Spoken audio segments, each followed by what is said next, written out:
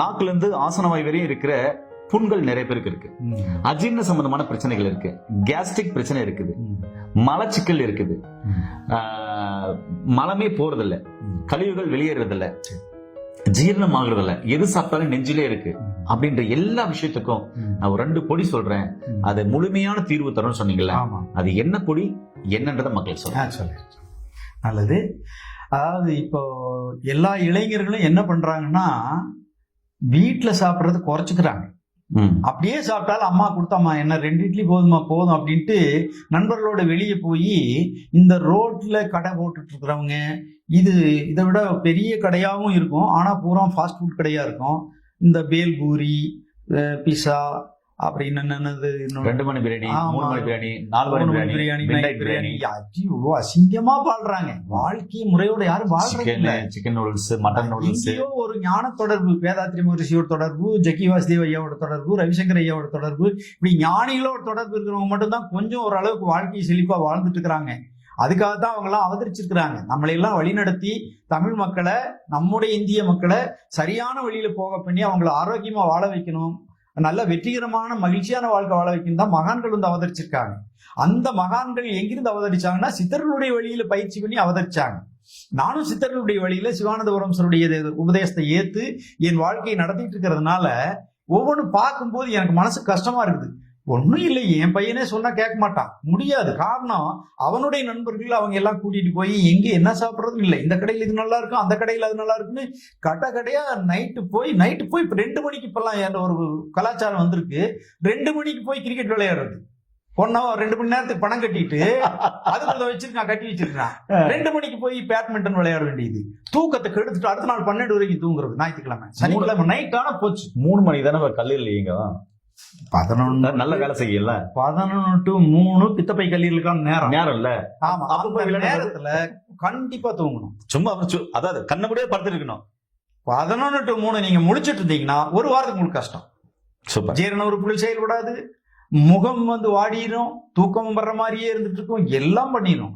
ஆனா இதெல்லாம் யாருக்கும் சொன்னா கேட்க மாட்டாங்க. நமக்கு என்னமோ பண்ணட்டும், அவங்க வந்து கொஞ்சம் திருந்தி வரட்டும், அவங்க என்னைக்கு அடிபடுறாங்களோ வாழ்க்கையில, என்னைக்கு ஹாஸ்பிட்டல் போய் 1 லட்சத்தை தொலைக்கிறாங்களோ அன்னைக்கு வரட்டும். ஆனா அப்படி பண்றவங்களுக்கு கூட நீங்க என்ன வேணாலும் பண்ணுங்க, ஒரு வேளை உங்களுக்கு ஆசை இருக்கிற வரை பண்ணிட்டு அப்புறம் திரும்பி வாங்க நல்ல வழிக்கு. சித்தர்கள் சொன்ன வழிக்கும் நம்ம மூதாதையர்கள் வாழ்ந்த வழிக்கும் வாங்க. அவங்க எல்லாம் முறையா வாழ்ந்தாங்க.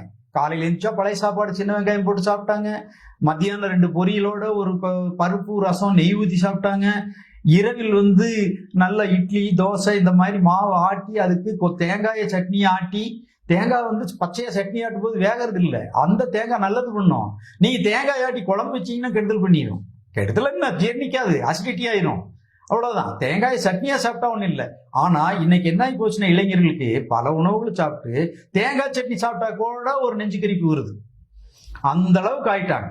இப்ப தேங்காய் சட்னி சாப்பிட்டா நெஞ்சு கரிப்பு வரக்கூடாது அப்படிங்கறதுக்காகத்தான் நாம ஏற்கனவே வந்து ஒரு வீடியோல சொல்லியிருக்கோம், பித்த நிவாரண சூர்ணம் நம்ம செய்யறோம். ஆமா, அது வந்து மூல நூல்கள் இருக்கு, புலஸ்தியர் சொன்னது. அதனால அந்த மருந்து அவங்க ஒரு பேர்ல சொல்லியிருக்காங்க. இப்போ வந்து நம்ம அதை மல்லி சூரணம்னு லைசன்ஸ் எடுத்து செய்யறோம் நம்ம கம்பெனியில. அந்த மல்லி சூரணத்துல வாயில போட்டு, உணவுக்கு பின் வாயில போட்டுட்டா அந்த அசிடிட்டி போயிடும். எது, இந்த தேங்காய் சட்னி சாப்பிட்டு அஜீரணமானா அந்த பித்த நிவாரண சூரணம் அந்த அசிடிட்டி குறைச்சிடும். அப்புறம் ஆனாலும் ஜீரணம் ஆகணும் இல்ல, ஜீரணம் ஆகாமத்தானே புளிக்குது. அப்படி ஜீரணம் ஆகிறதுக்கான ஒரு மருந்தை பத்தி தான் நம்ம இப்ப சொல்ல போறோம். சொல்லுங்க. அதாவது அஷ்டசூர்ணம்னு பேரு. அஷ்டசூர்ணம், ஆமா, அஷ்டசூர்ணம் அப்படிங்கிற பேர் வந்து ஆயுர்வேத சாஸ்திரத்துல இருக்கு. சித்த சாஸ்திரத்துல எப்படி இருக்குன்னா அட்டாதி சூர்ணம் இருக்கு. எல்லாம் ஒண்ணுதான், பேர் வந்து தமிழ்ல இருக்கு, அது வந்து சமஸ்கிருதத்துல இருக்கு. இது நாடு முழுவதும் தெரியும், உலகம் முழுவதும் தெரியும். மூலிகை மருத்துவத்தை பத்தி தெரிஞ்ச எல்லாத்துக்கும் இந்த அஷ்டசூர்ணத்தை பத்தி தெரியும். ஆனா செய்யறவங்களே யூஸ் பண்றது இல்லை, இதை பத்தி ஞாபகம் வராது. ஏதோ செஞ்சு கம்பெனியில வச்சு நம்ம கம்பெனியில் இன்னைக்கு 1000 பீஸ் 1000 கடைக்கு போச்சு அப்படிங்கிறதுல தான் இருக்காங்க. ஆனா இதை பத்தி அருமை வந்து நிறைய பேருக்கு தெரியல, செய்யறவங்களுக்கும் தெரியல, வாங்குறவங்களுக்கும் தெரியல. இதுல என்ன இருக்கு அப்படின்னு நான் சொல்லிடுறேன். இது ஓப்பனான பொருள் தான், வீட்டுல கூட நீங்க முறையா செஞ்சுக்கலாம். சுக்கு தோல் சீவிடணும், மிளகு வறுத்துடணும், திப்பிலி வறுத்துடணும், சீரகம் லேசா வறுத்துடணும், சுத்தம் பண்ணி அதை பொட்டெல்லாம் நீக்கி வறுத்துடணும், கருஞ்சீரகம் வறுத்துடணும், சுக்கு மிளகு திப்பிலி சீரகம் கருஞ்சீரகம் ஓமத்தையும் போட்டு நீக்கி வறுத்துடணும், இந்துப்பு பெருங்காயம் பெருங்காயம் நல்ல தரமான பெருங்காயம் போடணும். அப்பதான் அது அந்த சூரணத்தை வந்து உப்பு மாதிரி நல்லா வேலை செய்ய வைக்கும். இன்னைக்கு என்ன விலைக்கு வேணாலும் ஜிப்சம் கலந்த இப்ப பெருங்காயம் கூட எல்லாத்தையும் கிடைக்குது, பல கலப்படங்கள் இருக்கு. ஆனா நாங்க வந்து நல்ல பெருங்காயம் நாம இதுக்கு போடுறதுக்காக ஒரு 12,000 ரூபாய்க்கு ஒரு கிலோ பெருங்காயம் கிடைக்குது, அது வாங்குறோம். அது 26,000 30,000 வரைக்கும் எல்லாம் இருக்கு. இப்ப நான் ஒரு கேஜி பெருங்காயம் வாங்கினப்ப சென்னையில 22,000 ரூபாய். ஆமா, 22,000 வரைக்கும் கூட இருக்கு. ஆனா அவ்வளவு காஸ்ட்லி ஆகும்போது அதனுடைய வீரியமும் அதிகமா இருக்கும். நம்ம இந்த சூர்ணத்துல கலக்கும் போது ரொம்ப டாமினேட் பண்ணிடும். ஆமா, நறுமணம் ரொம்ப. நானே தான் போடணும், ரசத்துக்கு ஒரு இத்தூண்டு தான் போடுறேன். ஒரு மிளகு சைஸா எடுத்து போட்டேன். பெருங்காயம் அப்படிங்கிறது அது மிகப்பெரிய ஒரு மாமருந்து. அதை பத்தி நம்ம ஒரு நாள் தனியா பேசுவோம். அந்த பெருங்காயம் இதுல சேருது, இந்துப்பும் பெருங்காயம் சேருது. மக்கள் சொல்லும் போது யோசனை பெருங்காயம் 22,000 28,000 அப்படின்னு கடையில போனா 12 ரூபாய் 50 ரூபாய்க்கு பெருங்காயம் நீங்க பார்க்கவே மாட்டீங்க யாரும் நல்ல பெருங்காயத்தை. நானே என்னுடைய 10 வருஷம் கழிச்சு தான் பார்த்தேன். பிசின் மாதிரி இருக்கும், தண்ணி மாதிரி இருக்கும் ஒரு சில இடத்துல. பால் பெருங்காயம் பிசின் மாதிரி இருக்கும். மத்த பெருங்காயங்கள் கட்டிக்கிட்டே கிடைக்கும். அந்த பெருங்காயம் இதுல சேருது, நல்ல பெருங்காயம் சேருது. அப்பதான் அந்த நல்ல மருந்து. அது மாதிரி இதை வறுத்து நம்ம அரைச்சு நமக்கு நைஸா அரைச்சு சூரணம் பண்ணி வச்சுட்டு நாம உணவு உண்ட பிறகு ஒரு அரை மணி நேரம் கழிச்சு ஒரு ஸ்பூன் வாயில போட்டு வெந்நீர் குடிச்சிட்டோம்னா உண்ட உணவு ஜீரணிச்சிரும். உண்ட பிசா ஜீரணிச்சிரும். உண்ட இன்னொன்னு பர்கரு இதெல்லாம் ஜீரணிச்சிரும். நீங்க சாப்பிடுங்க, எதையோ சாப்பிடுங்க, ஆனா சாப்பிட்டுட்டு இந்த அஷ்டசூர்ணத்தை வாங்கி வச்சுட்டு சாப்பிடுங்க, அது ஜீரணிச்சிரும். உங்களுக்கு தொந்தரவு பண்ணாது, கழிவா மாறாது, அது சத்தா மாறிக்கும்.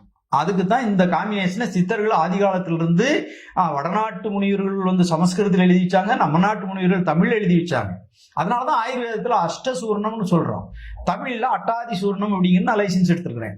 அதனால இந்த சூர்ணம் ஜீரண கோளாறுகளை நீக்கி நன்கு செரிக்க செய்து நீ எந்த பொருளை சாப்பிட்டு இருந்தாலும் ஜீரணம் பண்ணி அதை வந்து சத்தா மாத்தி உடம்ப வந்து கெட்டு போகாம பாதுகாக்கிறதுக்காக இந்த அஷ்டசூர்ணம் இருக்கு.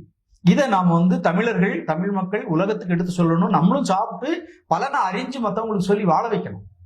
அந்த மாதிரி ஒரு பலன் உள்ளது இது இன்னொரு முறையில சாப்பிடலாம். என்னன்னா மதிய உணவுல கொஞ்சம் சாப்பாடு சுடுசோறு வச்சு சுடு சாப்பாட்டுல ஒரு ஸ்பூன் எடுத்து போட்டு பெரிய ஸ்பூன்ல நெய் விட்டு பிசைஞ்சு சாப்பிட்டுட்டு அதுக்கப்புறம் பருப்பு ரசம் காயெல்லாம் சாப்பிட்டோம்னா அது உணவு பின் சாப்பிட வேண்டியதில்லை. அது நிரந்தரமா நமக்கு ஒரு மதிய உணவுல ஒரு பார்ட்டா போய் நமக்கு வந்து நல்ல ஜீரணிக்க வச்சிருக்க சாப்பாட்டை முதல் கவலத்துல இது சாப்பிடணும். முதல் கவலத்துல வாயில போட்டு பாருங்க, நல்ல டேஸ்ட். 1/4 ஸ்பூன் சாப்பிடுங்க. நண்பர்களே, 1/4 ஸ்பூன் சாப்பிட சொல்லியிருக்காரு. அதுக்கு முன்னாடி ஒரு வார்த்தை என்னன்னா, இனிமே நீங்க போயிட்டு பானிபூரி சாப்பிடுங்க, பீட்சா சாப்பிடுங்க, பர்கர் சாப்பிடுங்க, சிக்கன் ரைஸ் சாப்பிடுங்க, எக் ரைஸ் சாப்பிடுங்க, சரிங்களா? தாங்கடி சாப்பிடுங்க, மிட் நைட் பிரியாணி சாப்பிடுங்க, தாங்கடி சாப்பிடுங்க, அரியல் சாப்பிடுங்க, chicken kebab, mutton kebab, chicken soup, mutton soup, சரிங்களா? மிட் நைட்ல 2 மணிக்கு பிரியாணி, 3 மணிக்கு பிரியாணி, கண்ட போன நேரத்தெல்லாம் சாப்பிடுறது, நினைச்சதெல்லாம் சாப்பிடுறது. அருமா இப்ப எல்லாம் நிறைய சுகி அதெல்லாம் நிறைய இருந்துச்சுல, அதுல ஆர்டர் பண்ணி நீங்க என்ன வேணா சாப்பிடுவாங்க. சாப்பிட்ட பின்னாடி இப்ப நான் எடுத்த மாதிரி ஒரு 1/2 ஸ்பூன் எடுத்து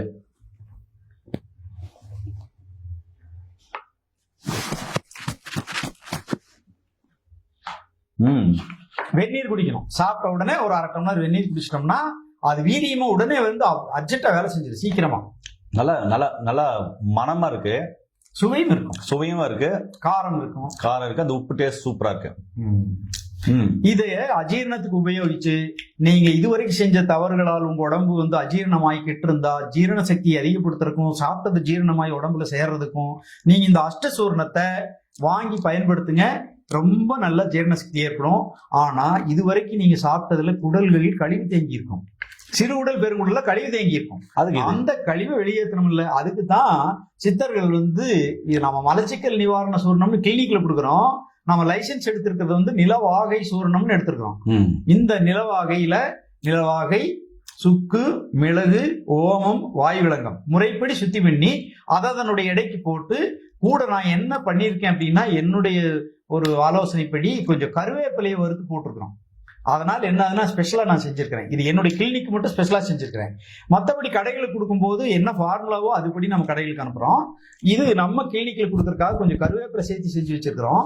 கருவேப்பிலையும் அஜீரணத்தை போக்கும், உள்ள இருக்கக்கூடிய இந்த நிறைய நீர்த்தன்மையா வேதியாகிறது தடுக்கும். அதாவது சரியா போய் மலங்கழியினுமே ஒழிய வேதியா மாறக்கூடாது. அதுக்காக நம்ம கருவேப்பிலை சேர்த்திருக்கிறோம்.